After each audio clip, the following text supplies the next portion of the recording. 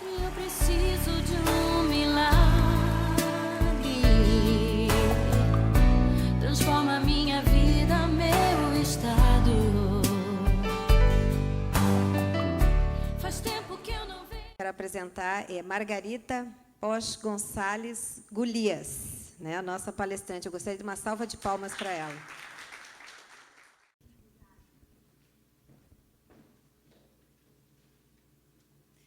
Boa noite.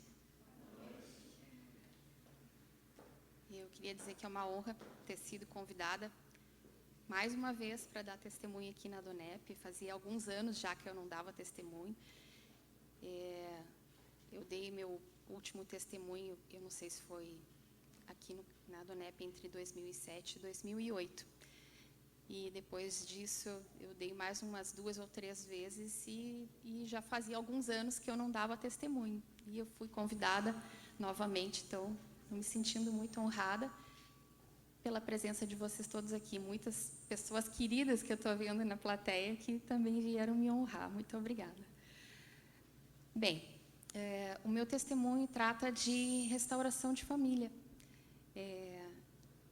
Eu vou dar só um panorama rápido, que eu estive separada do meu marido por mais ou menos 2 anos. Nós tivemos uma separação que durou aproximadamente 2 anos, em torno de 20 meses. E a parte que eu vou falar é justamente esse período, porque aconteceu a separação e hoje, porque nós estamos juntos de novo. Então, isso que eu vou contar. Eu vou fazer uma breve linha do tempo para que vocês possam se situar. Eu venho de uma família de imigrantes espanhóis. Meus pais eram imigrantes, imigraram para o Brasil e se conheceram aqui, casaram aqui. E eu e meu irmão, eu tenho mais um irmão, nascemos aqui. Nós fomos criados em Porto Alegre. E meus pais, como bons espanhóis, eram pessoas de muita fé. Eles tinham a devoção deles. Meu pai, principalmente, era devoto, tinha um santo que ele era devoto. Nós costumávamos ir à igreja e eu passei por todos os ritos da fé que eu fui ensinada, seja desde o batismo, comunhão, crisma, e até culminar no casamento. Eu cresci nessa família e concluí um curso superior, sou formada em administração, habilitação em comércio exterior, foi minha primeira graduação, trabalhei nesta área há alguns anos, e trabalhando nesta área foi que eu conheci o Júlio. Ele trabalhava numa empresa, eu trabalhava numa outra, nós dois tínhamos bons empregos, estávamos estabelecidos profissionalmente. Então, nós nos conhecemos, começamos a namorar, tivemos um período de alguns anos no início de namoro.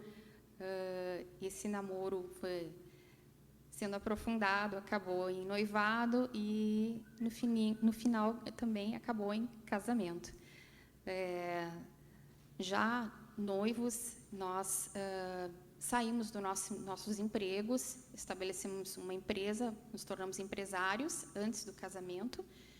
E, então, como empresários, já casamos no civil e casamos no religioso, que era uma coisa muito importante para mim, porque, apesar de eu não frequentar a igreja como meus pais gostariam que eu frequentasse, eu tinha a minha fé, porque eu cresci com princípios que eles me passaram. E isso foi muito importante para mim, para a minha formação. Eu acreditava em Deus, sempre acreditei em Deus. Então, o casamento no religioso era muito importante para mim. Casamos, continuamos com a nossa vida de empresários, a nossa empresa prosperou, cresceu um pouquinho. Depois tivemos nosso filho, que nasceu em 1996, o Pedro, hoje com 21 anos. Mas a maioria das pessoas sabem que o casamento é um desafio, porque é a união de duas culturas completamente diferentes, são pessoas completamente diferentes que, apesar de terem um amor um pela outra, têm conceitos diferentes, têm manias diferentes. E para nós não foi diferente, também foi um desafio. Apesar de muito amor envolvido, nós tínhamos também as nossas diferenças. Cada um de nós tinha certas características que, com o passar dos anos, foram se acentuando. Então, após o nascimento do Pedro, nosso filho, o que aconteceu? Essas características começaram a se sobressair mais.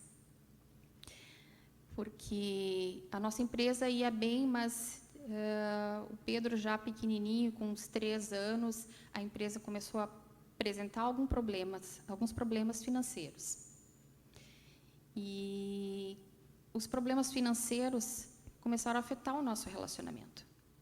Nós trabalhávamos juntos, nós tínhamos uma vida conjugal, então a nossa vida era tudo misturado, era tudo junto. Nós tínhamos, em casa era trabalho e era vida em comum, tudo. E essas características que eu falei, então, começaram a aflorar com os problemas que começaram a aparecer. Eu era uma pessoa extremamente competitiva, assim como meu marido.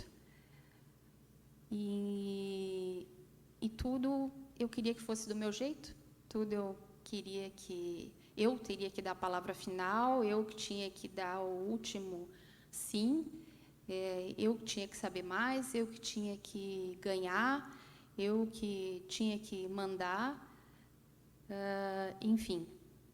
Isso começou a se tornar uma coisa preocupante. Ao mesmo tempo que a empresa começou já com esses problemas. Nesse período, nós nos mudamos de residência, passamos a morar num condomínio horizontal de casas e, enfim, continuamos procurando vencer essas dificuldades que se apresentavam. Os anos foram passando e, no final de 2004, eu optei por fazer uma nova graduação. Fui fazer a faculdade de Direito. Passei no vestibular, comecei a faculdade de Direito. Isso já era no ano de 2005 que eu comecei. Neste ano, particularmente, foi um ano bem difícil. Esse ano de 2005 foi um ano que eu e o Júlio estávamos realmente muito distantes um do outro. Muito distantes. E a natureza feminina é completamente diferente da masculina, mas as duas, como diz a palavra de Deus, são diferentes para se completarem. Mas uma das características da natureza feminina é querer falar. A mulher gosta de falar. Mulher quer saber os porquês, mulher quer saber tudo, quer saber detalhes, quer discutir, quer resolver, quer conversar, quer discutir relação. E comigo não foi diferente. Eu queria discutir relação, eu queria saber porquê, eu queria saber o que estava acontecendo, por que não estava funcionando, como que a gente poderia resolver. E foram muitas tentativas que eu fiz para tentar resolver a situação, mas eu não tinha resposta do lado do Júlio, porque ele sempre fugia de mim, ele não queria falar, ele dizia que estava tudo bem, e, na verdade, não estava. Estava tudo muito mal, muito mal. A empresa estava realmente com dificuldades grandes financeiramente, e nós dois também, com grandes dificuldades de entendimento. Nós estávamos muito distantes um do outro, nós não conseguíamos mais ter uma conversa dentro de casa. Nós não chegávamos ao ponto de discutir, porque nós nunca fomos um casal de discussão. Mas cada um ficava no seu canto e eu tentava resolver a situação, mas não conseguia, e ele escapava, ele não queria conversar. E houve um determinado momento, em meados de 2005, entre julho e agosto, que ele me procurou para conversar. Neste momento que ele me procurou para conversar, ele me disse: eu quero me separar. E quando ele me disse isso, eu vou dizer para vocês que abriu um buraco na minha frente. Abriu um buraco, eu não sabia mais o que fazer, eu queria me jogar dentro, eu queria desaparecer, aquilo não estava acontecendo. E eu fiquei realmente muito mal mesmo. A primeira coisa que eu pensei, disse, bom, vamos tentar achar uma saída. E ele dizendo que não dava mais, que não me amava, que não ia dar certo, que nós tínhamos gênios incompatíveis. E eu pensando, puxa vida, depois de quase 12 anos de casado, ele vem dizer que nós temos gênios incompatíveis e que não servimos um para o outro. Isso foi muito duro para mim, muito duro. Mas, enfim, eu propus para ele, mas vamos tentar uma última vez, vamos tentar esse último mês. Eu vou sair da empresa, vou me afastar, vou ficar em casa com o Pedro. Pedro tinha 10 anos na época. Eu vou ficar em casa com o Pedro, eu vou mudar, nós vamos fazer tudo diferente. Bem, ele aceitou. E eu tentei tudo o que eu achei que eu poderia fazer. Tentei mudar como pessoa, tentei ser diferente, mas não adiantou. E eu vi que não adiantou, porque depois de 2 semanas eu tentando, eu via que não existia nenhum empenho da parte do Júlio, nenhum empenho. E ele mesmo me procurou no final de 2 semanas, aproximadamente, para me dizer que realmente não dava mais, que ele não aguentava ficar perto de mim, ele não aguentava ficar do meu lado, conversar comigo, que tinha sido um erro o nosso casamento. E, neste momento, meu mundo desabou de novo, porque ainda existia um fiozinho de esperança, mas aquela esperança, naquele momento, se apagou. E, então, o que aconteceu? Naquele momento, nós combinamos algumas coisas, eu fiquei completamente desnorteada, sem noção. Conversamos com o Pedro e eu resolvi que, como ele não tinha um lugar naquele momento para ir, em 3 dias eu ficaria na casa do meu irmão com o Pedro e ele ficaria na nossa casa, para ele poder ajeitar as coisas dele e eu também ficar um pouco afastada, já que eu não estava conseguindo lidar com a situação e eu precisava ficar com alguém. Fui para a casa do meu irmão e posso dizer que foram os 3 piores dias da minha vida, com certeza, porque eu não conseguia dormir à noite e eu só pensava que eu queria morrer, que eu queria me matar, que a minha vida tinha acabado, que eu não tinha mais nada para fazer aqui nesse mundo, porque eu jamais teria pensado em me separar. Meus pais ficaram casados até a morte do meu pai em 2010, 48 anos. Eles tinham as suas diferenças, tinham as suas discussões, mas jamais passou pela cabeça deles separação. E eu não queria uma separação. Para mim foi muito difícil. Mas, enfim, é o que eu estava enfrentando naquele momento. E ali, na casa do meu irmão, eu não conseguia dormir, eu sabia que eu precisava descansar, eu tinha aula já, estava no 2º semestre da faculdade, então o que aconteceu? Eu me atirei de cabeça nos livros, foi a primeira saída que eu encontrei. Posso dizer para vocês que no 2º semestre da minha faculdade foi tudo quase 9, 10. Foi o melhor semestre da minha faculdade. Mas se eu pudesse ter escolhido, eu preferia ter tirado notas baixas. e ter ficado com a minha família naquele momento. Isso, eu estava tão mal que eu fui procurar apoio psicológico. E no apoio psicológico, a minha psicóloga disse: tu vai precisar de um psiquiatra, porque eu não dormia e eu tinha ideias suicidas. Fui procurar o psiquiatra e o psiquiatra me receitou medicamento. Eu comecei a tomar ansiolítico, antidepressivo e comecei a dormir à noite, pelo menos dormia à noite.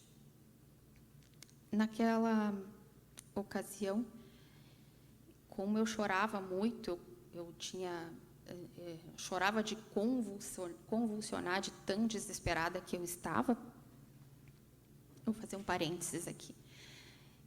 Eu tenho uma amiga muito querida que mora em Sapiranga, se chama Ângela, uma outra Ângela na minha vida, que o nome da minha mãe é Ângela também.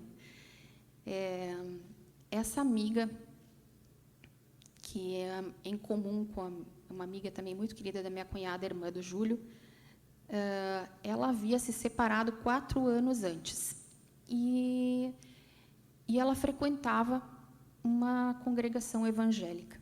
Então, eu comecei a telefonar para ela, desesperada, porque ela era muito próxima de mim.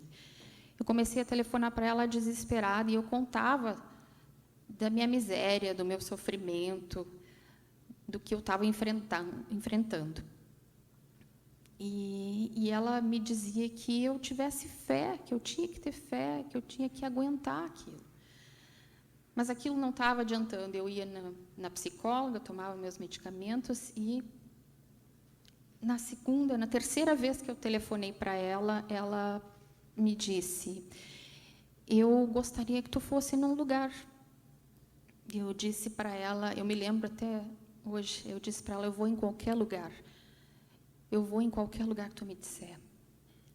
E ela me disse: eu quero que tu vá num lugar encontrar uma mulher que vai falar contigo. E eu disse: pode me dizer o endereço, eu vou em qualquer lugar. Ela disse: não, a Bel vai contigo. A Bel é minha cunhada, irmã do Júlio. E eu: tá bom, combinamos. E eu fui. Este lugar era uma igreja evangélica. Eu nunca na minha vida poderia imaginar que era uma igreja evangélica. Nunca tinha entrado numa igreja evangélica, não sabia nem como é que era. Entrei e estava acontecendo um culto de mulheres. Foi uma segunda-feira à tarde, e havia esse culto de mulheres.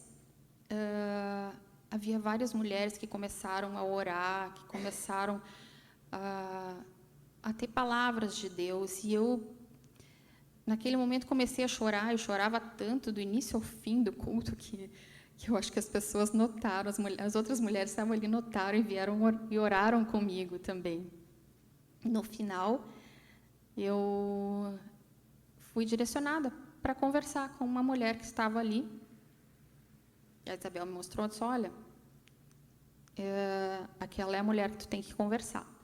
Então, fui lá, me apresentaram, eu sentei num banco com ela e eu contei a minha história para ela. Contei o que eu estava passando, o que estava atravessando, que realmente assim eu não estava conseguindo passar por aquela situação. Ela me ouviu, me deu um olhar muito doce, me escutou e disse: tu crê em Deus? Eu disse: sim, eu creio em Deus. E ela me perguntou: tu sabe quem é Jesus? Eu disse: sei quem é Jesus. Disse: sim. E então ela me disse: tu gostaria de fazer uma oração? Eu disse: sim, eu quero fazer uma oração. E naquele momento eu fiz uma oração. Naquele momento eu entreguei o meu coração a Jesus Cristo. E saí de lá meio sem entender, mas a sensação de paz que eu tive quando eu saí de lá foi uma coisa que eu não tinha muitos e muitos dias. Muitos dias. Eu tive paz naquele momento. Ali naquele lugar eu conheci também uma amiga muito querida que me falou que havia um grupo de estudos bíblicos daquela igreja, uma vez por semana, e me convidou. Ela disse assim, olha, nós temos um grupo de estudo bíblico, nós temos um grupo de oração, então gostaria que tu fosse na minha casa. Eu disse, claro, me dá o endereço. E qual foi a minha surpresa quando ela me deu o endereço? Era 2 quadras da minha casa, bem pertinho. Então, aos sábados, eu comecei a frequentar aquele grupo de oração na casa deles, esse casal maravilhoso, e ali eu fui tomar conhecimento pela primeira vez da palavra de Deus, da Bíblia. Porque eu me dei conta naquele instante que eu nunca tinha aberto uma Bíblia. Eu não sabia o que estava escrito dentro de uma Bíblia, apesar de me considerar uma pessoa com fé. E ali eu vi pessoas orando, pessoas clamando a Deus. Ali eu pude compartilhar a minha história, do que eu estava vivendo, e aquelas pessoas se ajoelhando comigo e orando e clamando a Deus por mim. Ali eu comecei a aprender o que Deus queria para a minha vida, o que Deus queria para a minha família. Foram meus primeiros passos ali, e eu saía tão renovada daquelas reuniões, tão renovada, parecia que uma carga estava sendo tirada dos meus ombros ali.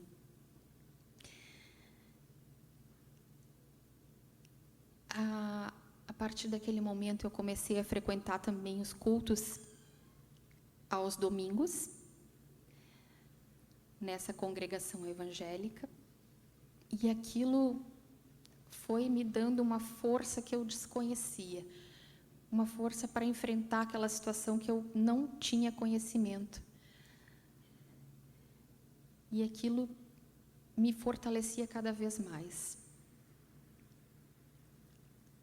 Era Deus me preparando para as coisas que viriam logo após. Porque logo em seguida, poucos dias depois, eu tomei conhecimento de uma maneira muito cruel que o meu marido me traía já há bastante tempo, que eu desconhecia completamente, porque os motivos que ele alegou para se separar de mim foi que não tinha ninguém, que simplesmente nós não dávamos certo. Ele não falou em outra pessoa, ele disse que não tinha ninguém, ele foi enfático. E quando eu descobri isso cruelmente, eu realmente fui para o fundo do poço de novo. Fui para o fundo do poço e corri para o meu grupo de oração. E ali parecia que estava voltando tudo de novo, aquela tristeza grande, mas além da tristeza, naquele momento, estava se acrescentando um outro sentimento que foi crescendo, que era a raiva. Muita raiva, muita raiva. Porque naquele momento, até então, eu achava que eu tinha falhado. Eu era culpada, eu tinha feito alguma coisa errada para aquela separação acontecer. E depois daquilo, eu vi que eu não era culpada. Então, aquela raiva começou a aflorar. E crescia. Mas, aquele grupo era tão bom, e a palavra de Deus é tão fortalecedora, que eu consegui superar aqueles momentos. Eu consegui passar por aquilo. E uma das primeiras coisas que me foi ensinado ali foi que eu não deveria jamais confrontar o meu marido, que eu não deveria argumentar com ele, que eu não deveria acusá-lo, que eu não deveria dizer nada para ele, simplesmente tratá-lo bem. E aquilo foi primeiro um choque para mim,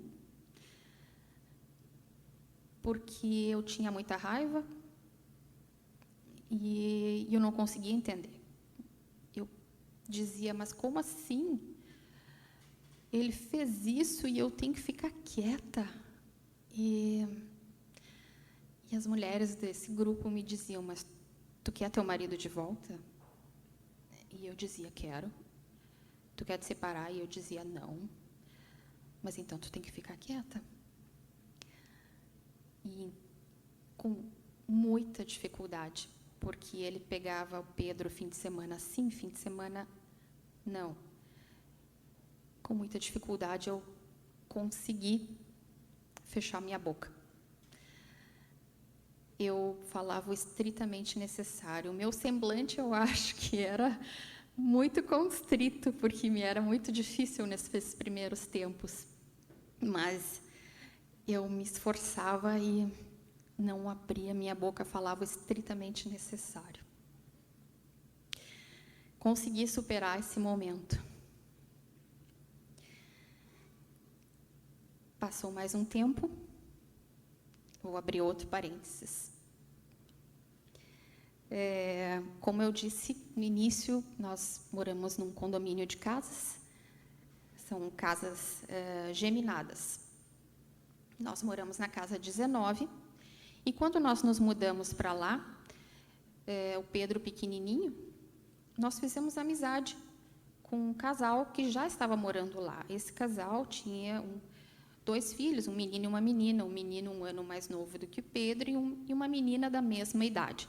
E as crianças fizeram logo amizade, assim como nós fizemos amizade com aquele casal.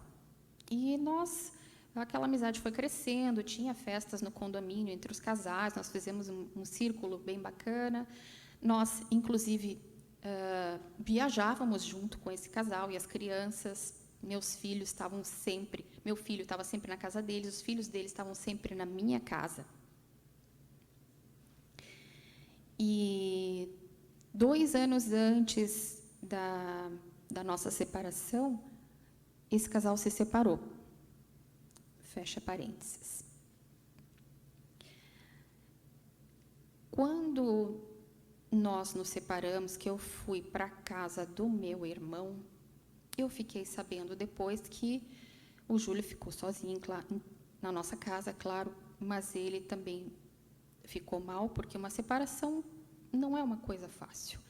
Mesmo que a pessoa queira se separar, depois de vários anos de convivência, é um processo traumático.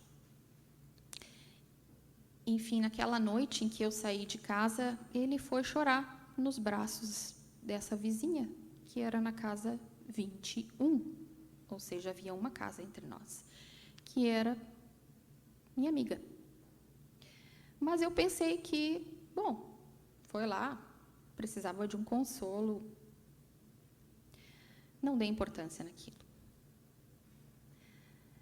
Mas, infelizmente, o que aconteceu, algum tempo depois, eu fiquei sabendo que ele tinha estabelecido um relacionamento com essa vizinha. E eu fiquei sabendo disso, eu já estava de volta na casa, o Júlio tinha ido morar com a minha cunhada Isabel. E quando eu fiquei sabendo disso, outra vez fui para o fundo do poço, pela 3ª vez. E aquela raiva quase me consumiu, porque era a raiva que eu tinha de mim, por ter confiado, do Júlio, por ter me traído, porque a primeira vez que eu soube que ele me traiu foi com uma pessoa que era uma mulher que tinha sido cliente da nossa empresa. E agora, a segunda vez que eu conhecia, que eu sabia dessa traição, era com uma vizinha que se dizia minha amiga, e que os filhos dela estavam na minha casa, e o meu filho estava na casa dela. Eu pirei, porque o que eu ia fazer? Eu não podia impedir as crianças de se verem, mas imaginem a confusão na cabeça das crianças. O meu filho indo para a casa dos amigos que o pai dele estava namorando a vizinha. E as crianças dela, e o pai do meu amigo está namorando a minha mãe. Ou seja, a situação estava crítica. Naquele momento, eu já não queria me matar. Eu queria matar o Júlio. Era ele que precisava morrer, não eu. Ele e ela. Enfim, se não fosse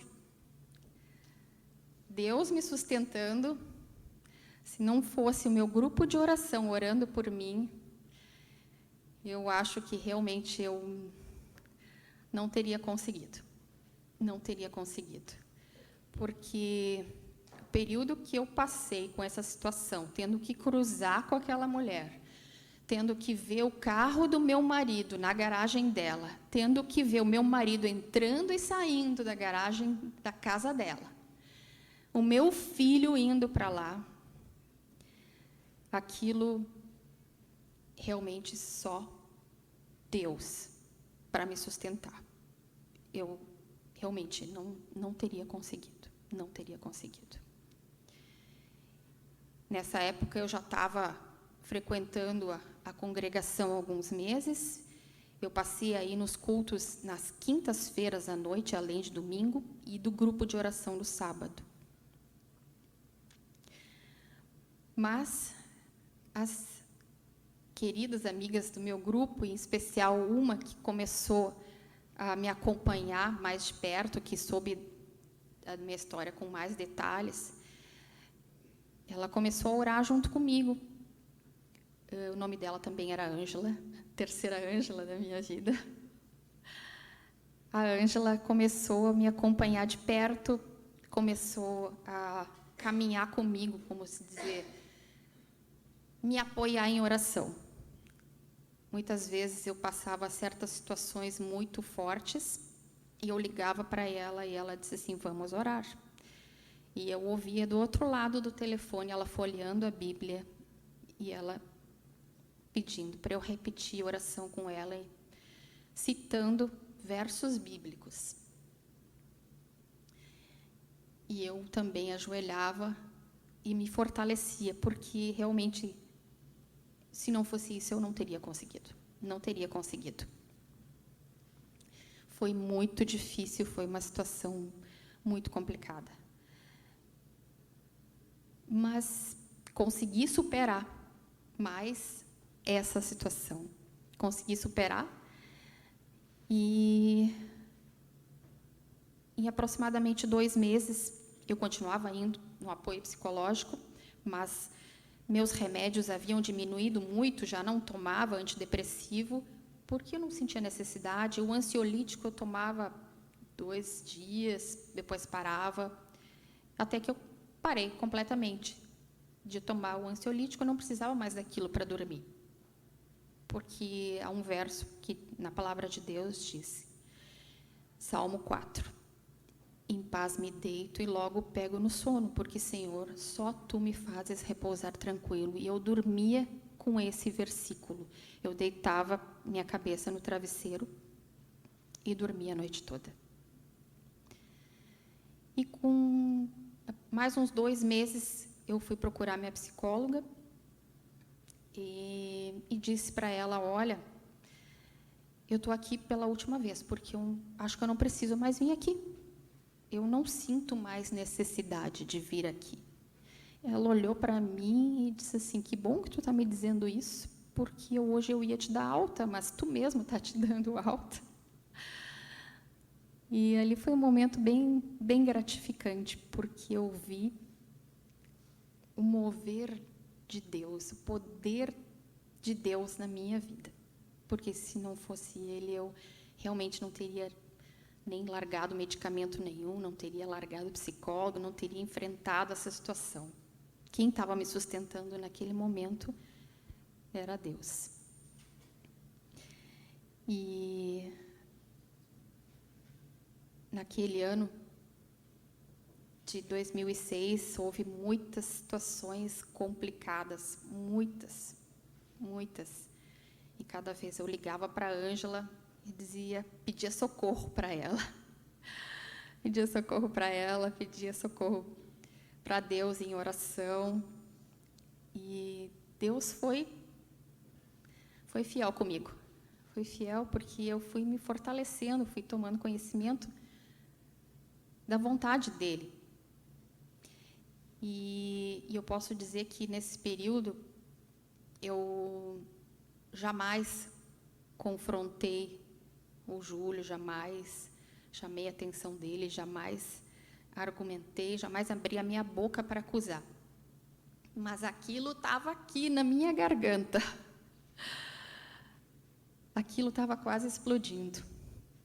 E isso já mais para o final de 2006, eu tinha passado por uma situação que realmente tinha me deixado com muita raiva.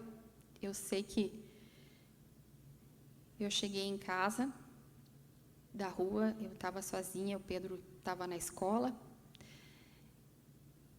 Eu entrei em casa e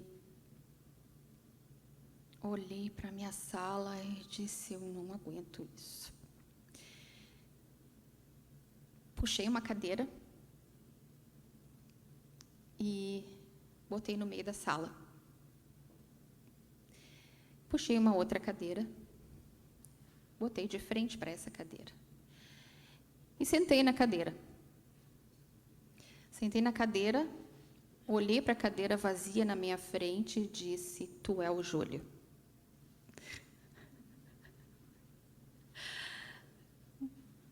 Aquela cadeira vazia simbolizou o Júlio na minha frente. E ali eu soltei o verbo. Aquilo que estava trancado na minha garganta por meses e meses e meses, que eu não conseguia falar, aquela raiva explodindo dentro de mim, eu soltei ali. E eu disse para aquela cadeira: tu é isso, tu é aquilo, tu fez isso, tu fez aquilo, tu não merece, e por aí vai. Eu não sei quanto tempo eu fiquei ali falando, não sei, mas eu sei que eu me cansei muito. Me cansei muito, e até que eu, exausta, levantei e fui sentar no sofá. Sentei no sofá e, quando eu sentei ali, meu pensamento estava vazio. Eu tinha esvaziado tudo, eu realmente não conseguia pensar em nada, estava uma coisa em branco na minha mente. Sentei ali, descansei, fiquei não sei quantos minutos também, sem nada. Mas, de repente, foi como se eu ouvisse uma voz, mas que disse assim: eu vou transformar ele para ti. E eu: que é isso? Eu estou imaginando coisa, meu Deus. Que é isso? Mas, enfim, eu fiquei ali e depois eu ficava pensando nessa frase, mas aquela frase voltava na minha cabeça e eu ficava pensando: mas como assim? Eu vou transformar ele para ti? Que quer dizer isso? Eu não estou entendendo. E eu fui conversar com a Ângela, expliquei, e ela me disse: tu não está entendendo? E eu disse: não estou entendendo. Isso é Deus conversando contigo, dizendo que Ele vai transformar o Júlio para ti. E eu: como assim? Disse assim: Deus falou contigo. E eu: como assim? Deus falou comigo? Disse: mas isso parece que surgiu na minha mente. Sim, é assim que Deus se manifesta. Tu estava com um pensamento em branco, sem nada, e veio isso. É que Deus está te dizendo que vai transformar ele para ti. E eu, puxa vida, fiquei naquele choque inicial. Depois eu contei para o grupo de oração, meio que chocada, meio que alegre, meio que esperançosa, não sabia, uma confusão de sentimentos, não sabia o que pensar. E todo mundo começou a ficar alegre, e eu meio que, meu Deus, será que é verdade? Será que é verdade? Meio que na dúvida, meio que acreditando, eu comecei a agradecer, disse: obrigada, Deus, obrigada. aquela esperancinha parece que se acendeu. Foi uma chaminha que tinha se acendido.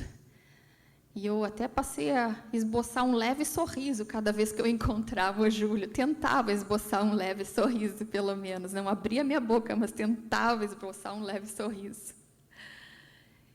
E passou mais algum tempo, mas eu não enxergava no Júlio nenhuma transformação. Eu não enxergava nele nada, e aquilo me afligia tanto, me afligia, mas a Ângela, essa grande amiga que mora no meu coração, dizia para mim: tu não tem que ver, tu tem que crer. E ela dizia para mim: tu é um soldado de tropa de elite. E eu: como é que é? Tu é um soldado de tropa de elite. Tu acha que Deus dá um deserto, uma prova dessa para qualquer um? Não! Tu é tropa de elite. E eu: sou? Eu disse: tu é tropa de elite, tu é um soldado. E o que o soldado faz? O soldado vai para a guerra. Então, tu vai para a guerra, tu vai botar teu joelho no chão e tu vai orar pelo teu casamento, como tu tem feito até agora, e tu vai orar mais ainda, porque Deus vai transformar. Já que Deus te disse que vai transformar, então creia e continue orando pelo teu marido. E era isso que eu continuei fazendo. Eu orava e cria sem ver nada, sem ver nada. Por um lado me entristecia, mas aquela esperança estava ali, aquela chaminha estava ali. Vou fazer um outro parênteses. A minha cunhada, Isabel, já era convertida há 1 ano, quando nós nos separamos. E quando o Júlio foi morar com ela, a primeira coisa que ela tentou fazer foi trazer o Júlio para perto, falando de Deus, falando dos princípios do casamento. Mas o Júlio não queria saber. O Júlio dizia: eu não quero saber daquela mulher, eu não quero saber de Deus, eu não acredito em Deus, eu não sei quem é Jesus, não quero saber, não quero ver nunca mais aquela mulher na minha frente. Mas a minha cunhada insistiu um pouco mais e disse: olha, eu tenho um grupo de estudo bíblico, que era uma outra congregação, diferente daquela em que eu estava. E ele, no início, disse: não vou, não quero saber. Enfim, muitas foram as recusas dele e ela desistiu de convidar. Lá pelas tantas, ela nem se lembrava mais, não convidava mais. Só que a empresa começou a piorar cada vez mais e chegou a um ponto em que ele se desesperou. E ele ligou para minha cunhada uma vez e perguntou quando era o tal do grupo de estudo. E naquela noite ele foi. A primeira vez que ele foi nesse grupo de estudo bíblico, depois me contaram, aquela minha chaminha de esperança aumentou mais um pouquinho. E eu: ai, Deus está trabalhando. Enfim, eu tenho uma esperança um pouquinho maior. Mas eu não enxergava mudança nenhuma no Júlio. Continuava igual. Eu era obrigada a assistir cenas horríveis, mas passava por elas, como um soldado de tropa de elite. Eu sei que, quando o Júlio vinha do final de semana que ele tinha passado com o Pedro, ele chegava sempre domingo à noite, trazia o Pedro, e eu tinha combinado com ele que ele me trouxesse o Pedro até às 6 horas da tarde, mais ou menos, porque aos domingos à noite nós íamos no culto evangélico. Eu falei para ele que nós estávamos frequentando uma igreja evangélica. Ele não esboçou reação. Ele, então, trazia o Pedro sempre nesse horário. Um domingo ele trouxe o Pedro e aí, na porta de casa, na entrada, o Pedro virou para ele e disse: pai, vai no culto com a gente. Aquilo me encheu, assim, de uma alegria tão grande, mas eu fiquei quieta. Ele virou para o Pedro, olhou para mim, pensou durante alguns minutos e disse: tá bom, eu vou no culto com vocês. E ali, naquela noite, ele foi no carro dele. Nessa época nós tínhamos 2 carros. Eu fui com o meu, junto com o Pedro, chegamos lá. Nessa congregação tinha uma escadinha que a gente subia até chegar ao auditório. E nós chegamos no auditório, as pessoas vinham me cumprimentar.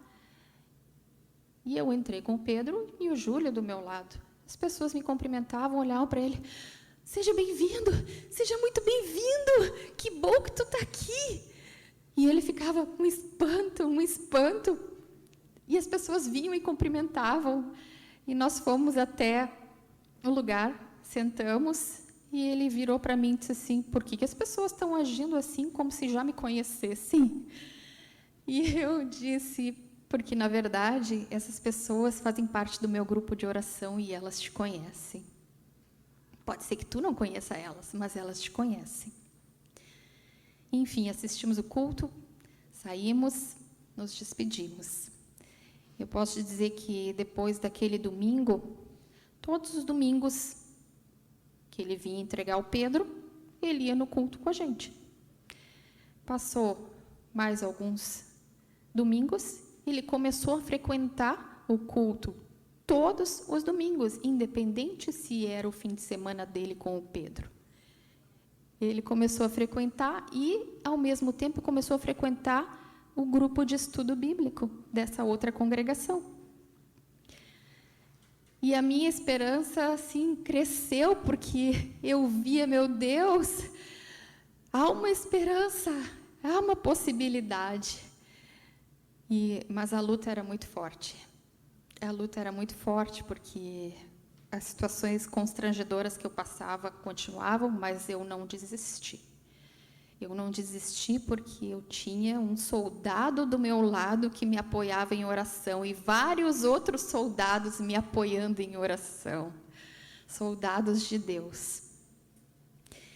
Eu sei que, posso dizer que em 2007, meados de 2007, na saída de um culto, ele foi até o carro com a gente, porque ele sempre nos acompanhava, era à noite, era 10 da noite, ele sempre nos acompanhava até o carro. Ele nos acompanhou, eu e o Pedro, e lá ele me pegou pelo braço e disse, eu gostaria de conversar um minutinho. Eu virei para ele, claro.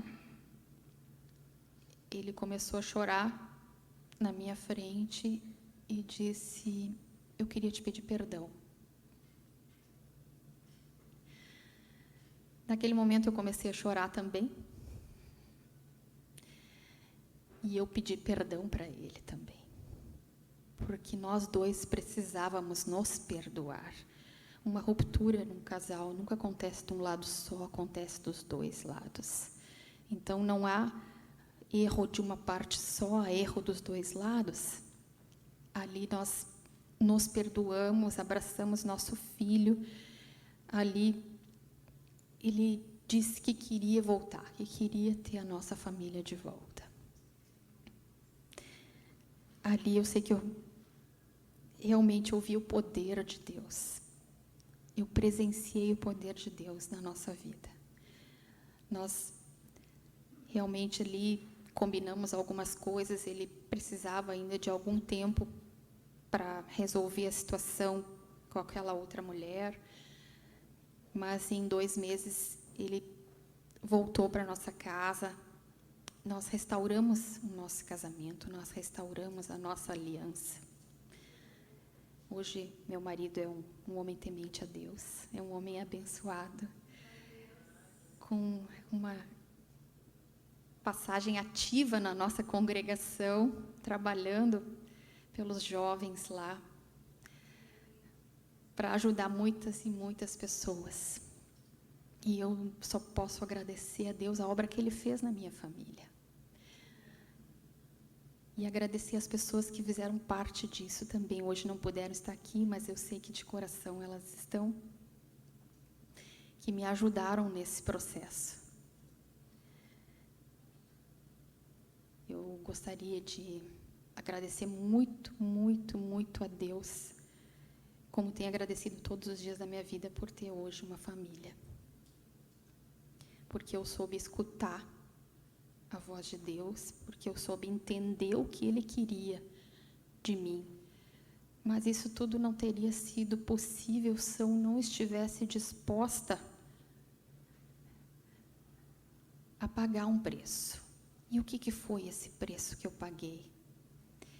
Eu pisei no meu orgulho, eu pisei no meu egoísmo e em tantos outros sentimentos ruins.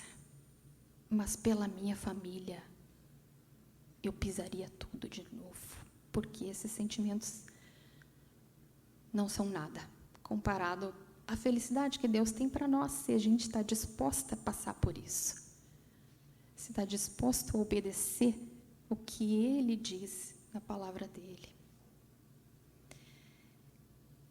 Eu gostaria de encerrar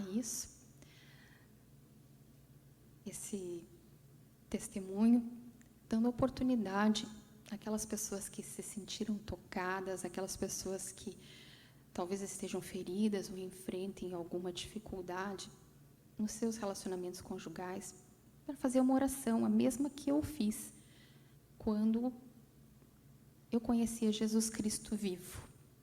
Então, eu pediria que vocês se colocassem em pé.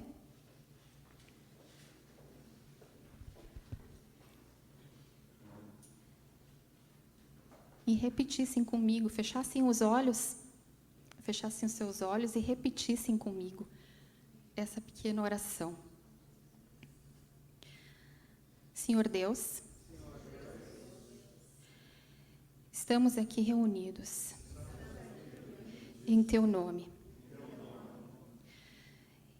Senhor, eu peço perdão pelos meus pecados. Eu peço, Senhor Jesus, que entres na minha vida, que entres no meu coração, que faças uma revolução, que restaures e repares tudo aquilo que precisa ser restaurado e reparado.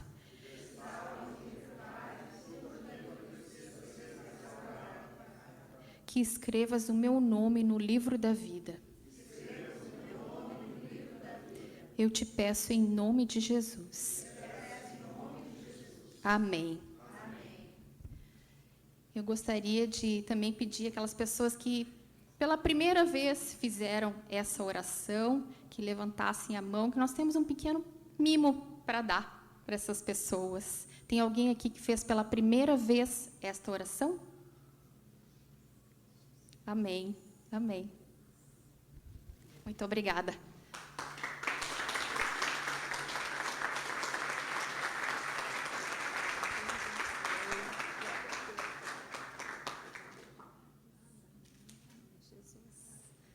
Por favor, nós gostaríamos então de entregar esse pequeno mimo.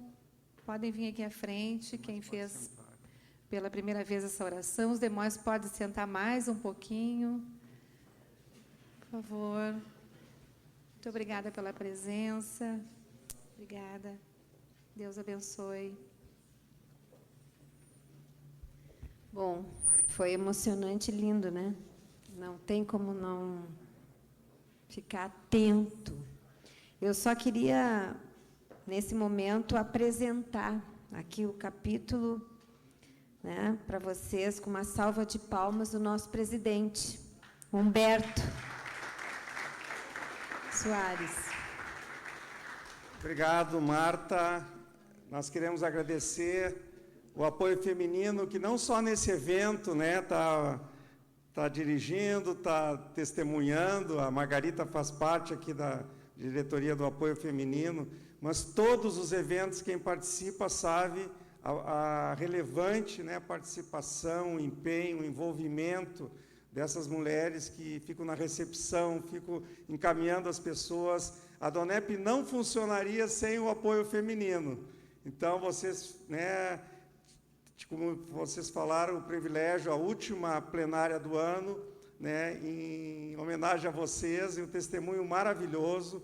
A gente acompanhou de perto essa restauração. O Júlio ia lá para casa, naquele estudo bíblico lá em casa, e a gente acompanhou, ele chegou ateu ali, se confessava ateu, mas começou a ver coerência na palavra de Deus, né, na Bíblia, nos princípios cristãos, nos princípios da família, e aquilo Deus foi tocando o coração dele e encerrando, né, na restauração do casamento deles. Então, para nós é muita alegria ter a presença de todos aqui, e eu queria anunciar o nosso último jantar do ano.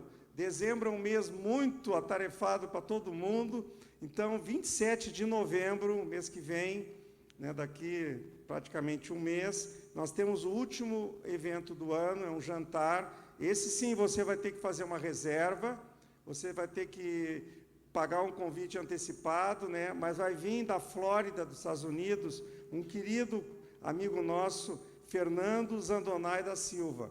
Ele é advogado, criador e produtor de cavalos crioulo e ator de vários filmes. Inclusive, ele atuou na série A Casa das Sete Mulheres. Então, ele está agora morando com a família nos Estados Unidos, mas na época desse jantar vai estar aqui entre nós.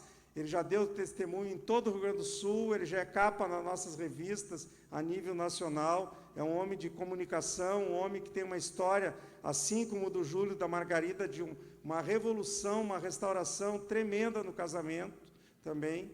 E com tanta graça, né, que a gente quer receber vocês, e nós temos aqui os ingressos, você pode levar hoje sem compromisso, convidar principalmente pessoas que ainda não vieram, né, não conhecem o poder de Deus, não conhecem essa graça de Deus, essa graça restauradora de Deus. Então você vai pedir para Deus, me mostre uma pessoa de paz, me mostre uma pessoa que vai abrir o seu coração, que vai, né, atender um pedido. Deus sabe a pessoa que você deve convidar.